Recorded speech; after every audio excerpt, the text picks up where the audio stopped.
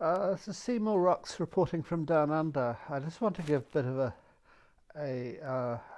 an update.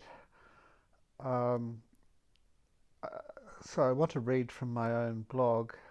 This was from the 21st of uh, December. It's entitled "The Kafkaesque World of Amazon AI." A few weeks ago, I watched a video presentation by Dr. Anna Maria Maholtia. I think that's how you pronounce it. And on the basis of that, I decided to experiment with EDTA chelation. The obvious answer for an effective but gentler form of detoxification was to use an EDTA detoxer cream, which you put on your skin and is absorbed into the bloodstream.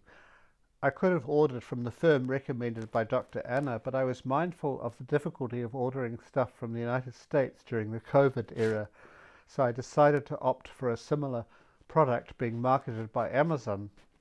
The thinking was that the shipping would be more efficient than with a small firm. If I order books, for instance, I can get them quite quickly, whereas other stuff I've ordered has taken months. Knowing that this would take 3 weeks to reach me, I ordered some oral DETA capsules from within New Zealand, and I have been on that for 3 weeks, so now 4 weeks. I ordered 3 bottles of EDTA cream and got notification that the product was on the way and my credit card was duly debited. Within a couple of days, I received notification that a second parcel was on its way along with a book. The thing was that I ordered neither of those. Being a very averse and not really having the energy to contact Amazon, I did nothing about this. I just left it. This was followed up by a series of emails. My non-orders were cancelled, although I had received notification that these products were in the post. Subsequently, I was reimbursed without any explanation. I received numerous emails, each one superseding and replacing the previous one, saying that the parcel would be delivered on the 19th of December, although the tracking notice indicated that the goods had already entered New Zealand on the 13th of December. So yesterday, that was a week or so ago, I had another email saying that the goods were running late and should be delivered by the 23rd, with the same tracking notice saying that they had already arrived. By the evening, this email was replaced by one that said the goods had been delivered on the 14th of December. Then this morning I had notification that the book, which I hadn't ordered and had been refunded for, had also been delivered. At that point, I realized I would have to contact Amazon, so I found a chat where I was told that the goods had been delivered, which clearly they hadn't. When this failed to satisfy, I got someone to ring me, and got someone I suspect was ringing from the Philippines. I was unable to get through more than the most basic points. If I had been able to see the interaction, I'm sure I would have seen a blind wall of miscomprehension when I tried to explain myself. The only things that came back were statements saying, "The goods have been delivered," or "Would you like a refund?" So there was nothing really in between. I may as well have been talking to sophisticated AI. Pam and I talked about it, and Pam thought it was something she had learned in systems thinking, that there was a miscommunication between the orders and dispatch sections at a time when the company was almost out of stock. I think it's worse than that. Everything is AI, and I would not be surprised to learn that it is all AI, right from taking the goods from off the shelves, all without human input.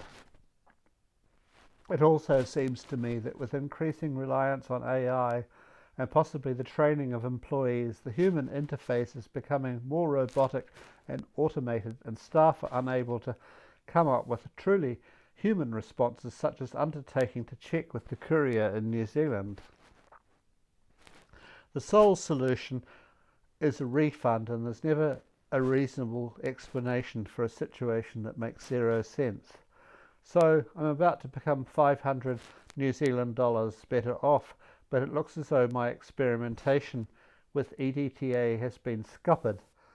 Meanwhile, Amazon are out of stock and say they do not know when or if they're getting in more stock. I have more than an impression that the FDA might be moving against EDTA and that they have wind that people may be starting to use it to treat vaccine injuries. Such is the world we live in. I believe the term used to describe this and other situations, there are other situations mine have had to endure, is Kafkaesque. So I'm going to be watching the films of Kafka's The Trial and The Castle over the holidays. So that was on the 21st. Subsequent to that, I was ready to just give up, and then my partner Pam found online a source of EDTA capsules within New Zealand, and I approached them, and they suggested another form that was sort of gentler, that had some other extra ingredients to protect the detoxification pathways in the liver. So I decided I'd give that a go, but of course this was just leading right up to Christmas, and I had technical glitches, so I haven't even been able to put in the order so far and haven't had a reply to my email. But in the meantime, you may recall from a previous video I made that I had had a premonition about my health condition, and more or less it came to pass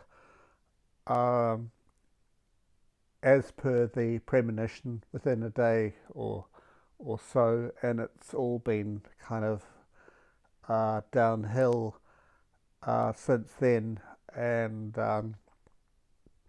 I haven't really got the intellectual or energetic grunt to do what I've previously been able to do.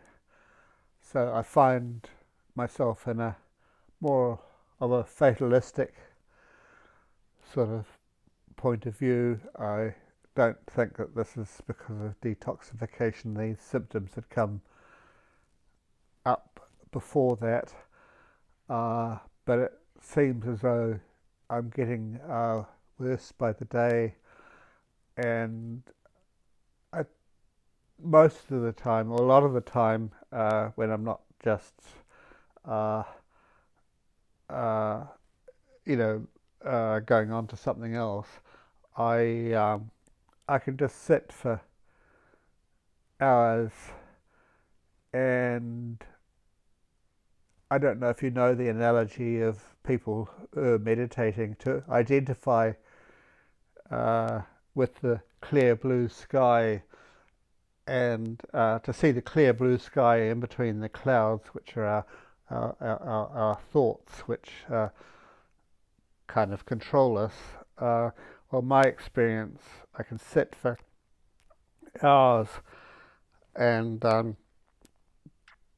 there's just a clear sky with a few lazy clouds going across. The sky, by the way, is not terribly clear, so it's not a clear blue sky exactly. So anyway, I think this is leading to the point where I've just haven't got the motivation or the intellectual or energetic grunt to really sort of continue this. So that's why I'm calling this email, this video, I'm calling it is this farewell? So nothing is forever. I could wake up tomorrow and there might be something so important that I just have to get it out to the world. But at the moment, that's not the case, and I just have to sit back and kind of look after myself. Uh, so uh, that's where it is. Uh, I'll leave it at that. That's the Seymour Rocks reporting from down under.